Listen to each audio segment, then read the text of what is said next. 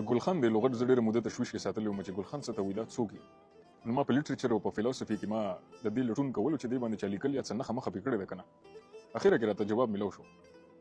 یو ایس هسټورین ټیموتي سنایډر په خپل کتاب کې لغت ټاکلی دی د جابر ظالم حکمرانانو تر لاندې چې کوم خلک ژوند کوي هغې دپاره هغې کې لغت دی انټیسپیټري اوبیډینس.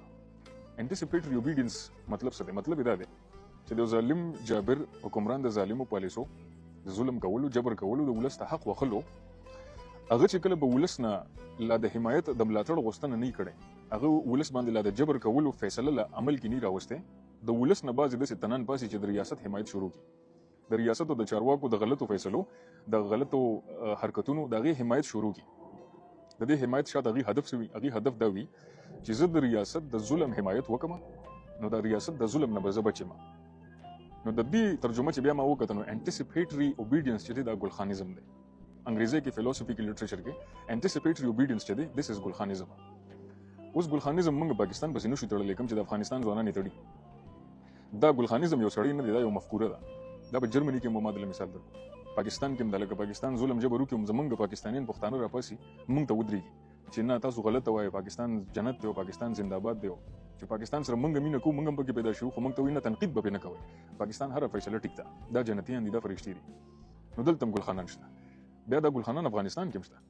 لکه اوس چې طالبان ګورنمنټ د طالبان فیصله وکړه چې موږ جنکو مکتبونه موږ بند ساتو دا موږ نه منو. نو په افغانستان کې ګل خانان پاسېدل چې او د اسلام کې شریعت ورته ځمکه برابري او په دین کې ورته لاره برابري بلډینګونه ورته برابري ځمکه ورته برابري. اوس د پاکستان او افغانستان خپل ولس نه په دې خبرو باندې د حمایت غوښتنه کړې نه ده ورته ویل نه دي چې ولس پاسه زمونږ حمایت وکړه ولس ورشه موږ ډیفند کړه ولس ورشه د نور خپلو د وطنوالو خلاف خبرې وکړه هغې سره وجنګېږه زمونږ دپاره په دې خبره باندې چې موږ ټیکو. خو راپاسي ګل خانان او نور خپل وطنوال چې دي هغې سره په دې خبره جنګېږي د ولس په غلطو فیصلو باندې د ریاست په غلطو فیصلو باندې د ریاست په جبر باندې. نو د ګل خانیزم مفکوره چې ده دا په نړۍ کې په هر هیواد کې ده په هر ځای کې ده. دا پاکستان پورې صرف نه تړلی شوی دا ګل خانان افغانستان کې هم شته کوم چې اوسني ریاست کې دي چې د جنکو مکتبونو دفاع کوي چې او دا شریعت دی او دا اسلام دی او دا ګل خانان پاکستان کې هم شته چې د فوج دفاع کوي چې نه فوج چې دا همیشه ټیک دی او فوج داسې دی فوج هغسې دی.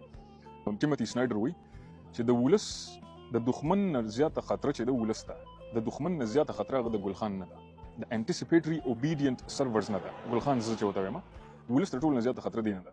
په دې سټډیو کې انټیسپیټري اوبیډینس ډېر ښکلی سبجیکټ دی. مننه.